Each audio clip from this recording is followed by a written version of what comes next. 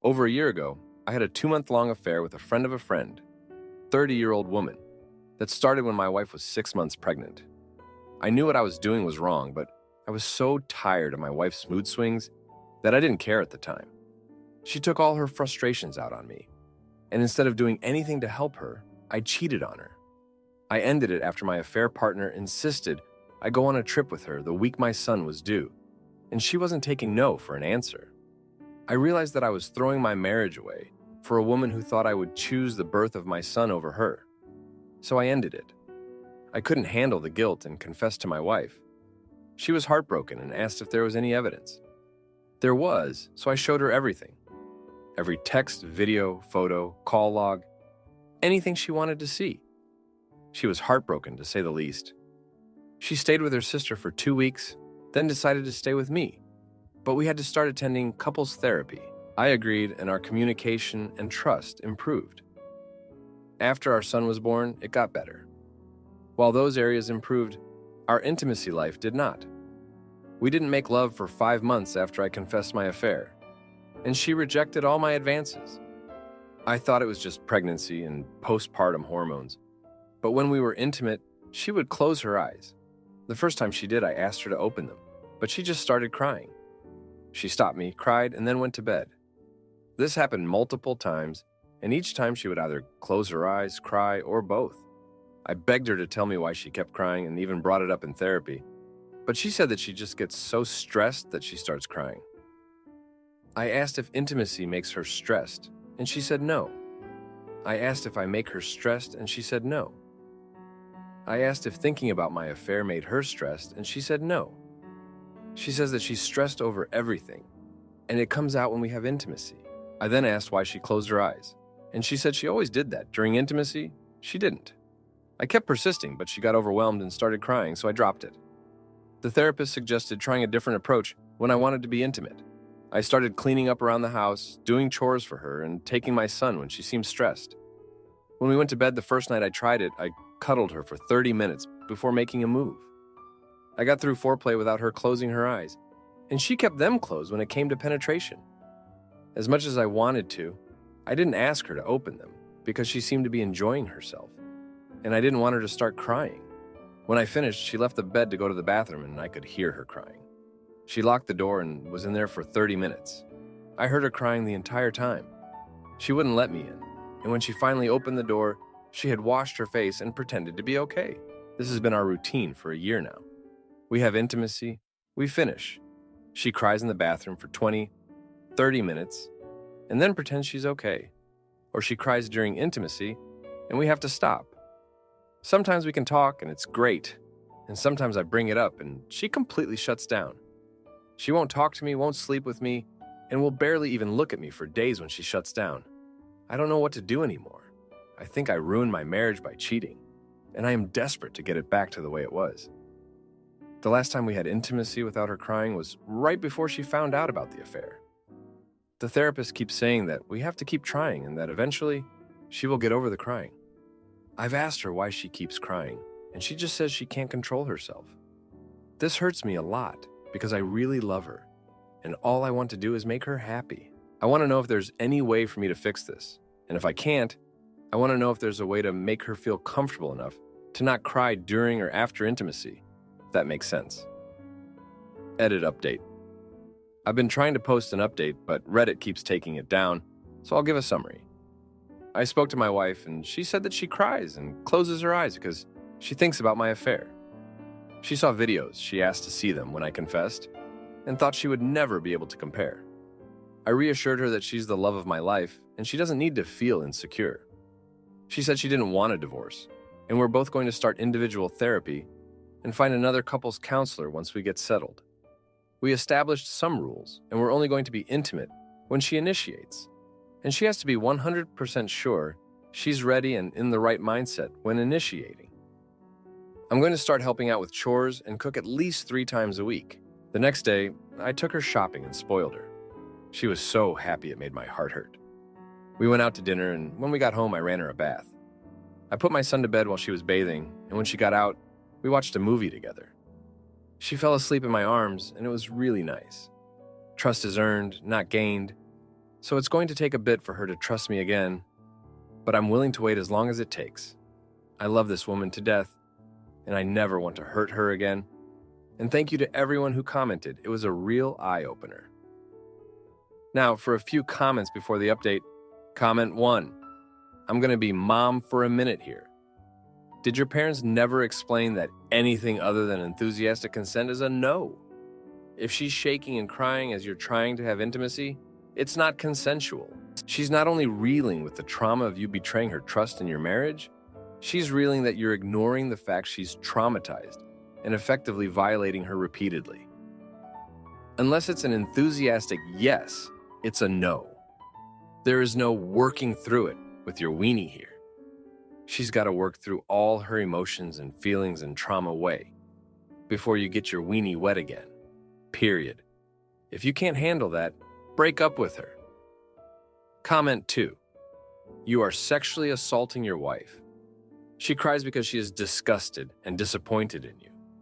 She's only doing it because she feels she has to, then feels like shoot afterwards. The therapist suggested trying a different approach when I wanted to be intimate. Wake up. This isn't about you, idiot. Intimacy should not be initiated by you anymore, especially after you betrayed her. She doesn't trust you. Intimacy should be initiated by her only. You need to give her time to heal mentally, physically, and emotionally. You messed up your marriage. Now, for the update. Thanks for sticking around for this update. So after we set those new rules, things were looking up, right? Well, that was until my wife's sister, who she stayed with after the affair came out, dropped a bomb on us. She came over for dinner, and out of nowhere, she tells us she's been seeing someone. That's not the shocker, though. The guy she's been seeing, it's my affair partner's ex-husband. Yeah, the same woman I cheated with. You can imagine the tension. My wife went quiet, and I could tell she was trying to process this mess. Her sister went on about how they met at a support group for people who've been cheated on. Ironic, isn't it? They connected over their shared pain, and now they're a thing. My wife excused herself from the table, and I knew she was holding back tears. I wanted to comfort her, but I felt like I was the last person she wanted around. The next few days were rough.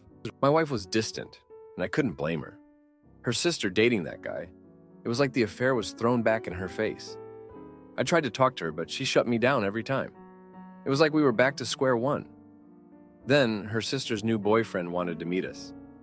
He said he wanted to apologize for his ex-wife's role in our troubles. My wife agreed, but I could tell she was just going through the motions. We met at a park, and the guy was actually decent. He explained how he had no idea about the affair when it was happening and how sorry he was for everything. He even brought up how he's been in therapy and how much it helped him move on. My wife listened, nodded, and then, out of nowhere, she hugged him.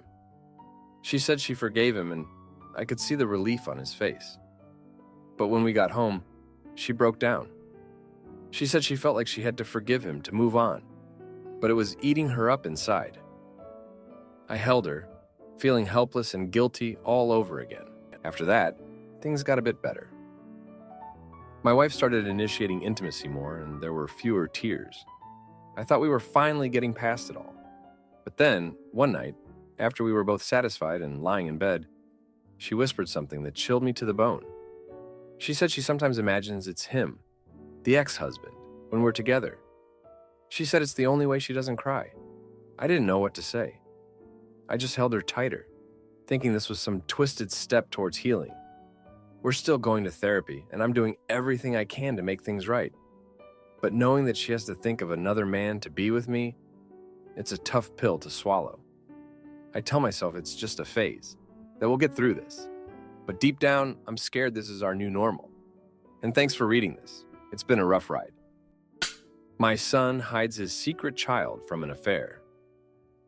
But when he dumps the responsibility on me, I turn the tables and make him watch. As I become the world's best grandma and his wife leaves him. My son is 34 years old. I will call him Sam. Sam and his wife have been together since they were 21. She is great, and we love her as a member of the family. They have a daughter together who is 6. Last month, my eldest son told me that Sam has another kid. a baby boy with an unknown woman. He found out about him when the baby was born. When Sam told him this woman had been giving birth, he did not show up for the delivery or sign the birth certificate. I called Sam. Immediately he was angry and denied that he had another child.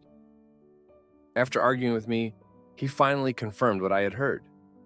He said he had an affair that resulted in a baby. He told me his wife knows and he pays child support. I asked Sam more about the baby, and he seemed utterly unconcerned, even annoyed.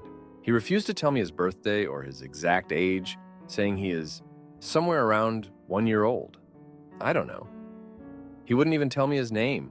My other son doesn't know it either. He said he has never met the child and doesn't ever plan to.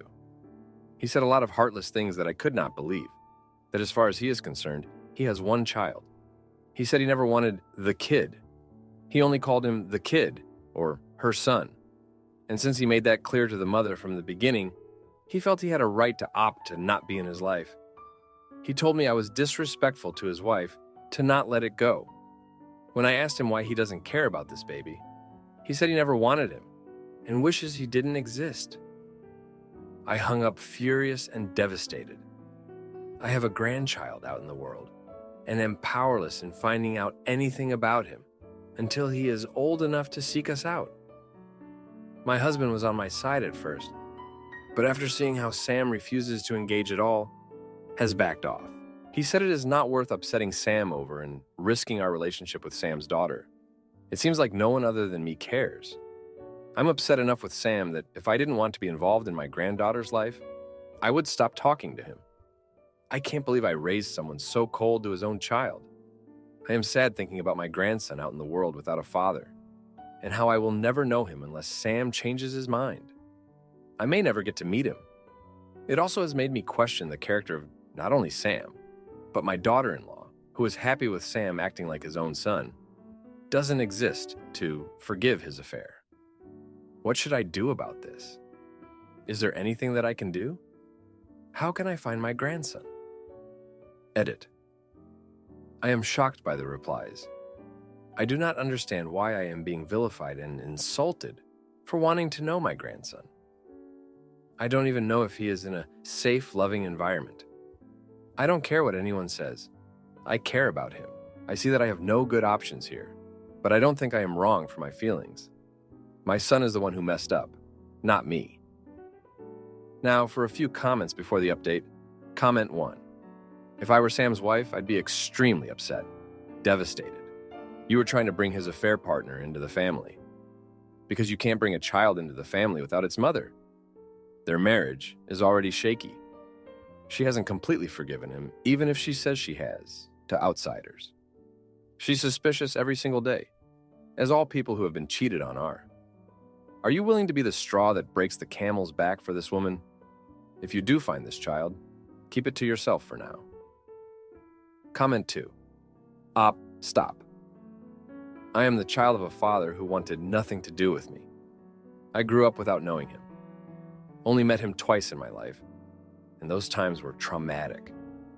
The reality was I was much better off not having all that drama in my life growing up. If you try to force contact, you're only going to end up causing pain for the child and his mother, along with your DIL and granddaughter. Having the same DNA doesn't mean you are entitled to this child. Leave him alone. Now, for the update. Thanks for the comments on my last post. Things have only gotten messier since then. Just when I thought things couldn't get worse, they did. My daughter-in-law, let's call her Jane, came over last week sobbing. She found out Sam had been lying to her about the child support. He hadn't paid a dime. The mother of the child had been trying to reach him, but he blocked her. Jane was furious, not just about the affair anymore, but about the lies and the neglect of his own son. I was torn between comforting Jane and my own anger toward Sam. I had a long talk with her, and she confessed she was considering leaving Sam. She couldn't trust him anymore. I couldn't blame her, but the thought of our family falling apart was heartbreaking.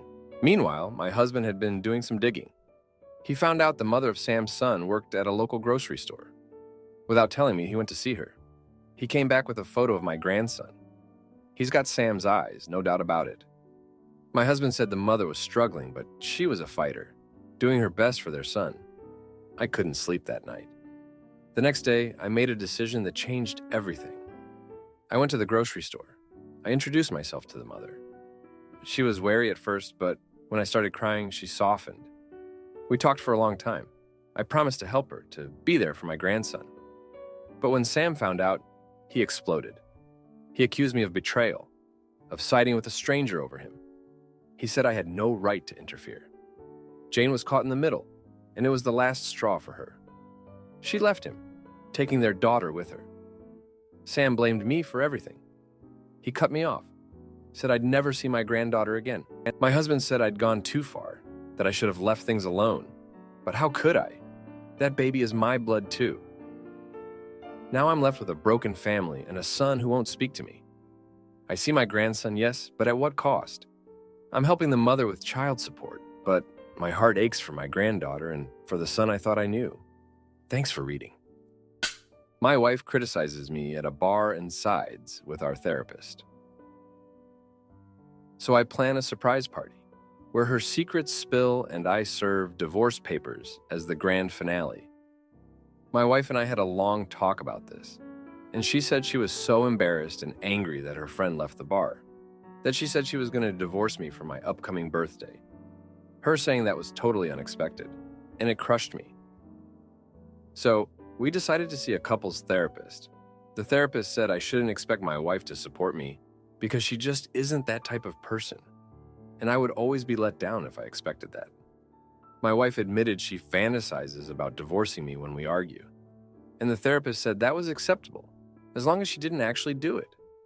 To me, threatening divorce is never acceptable because it creates distance, causes mistrust, and always leaves you wondering what will happen next in your relationship.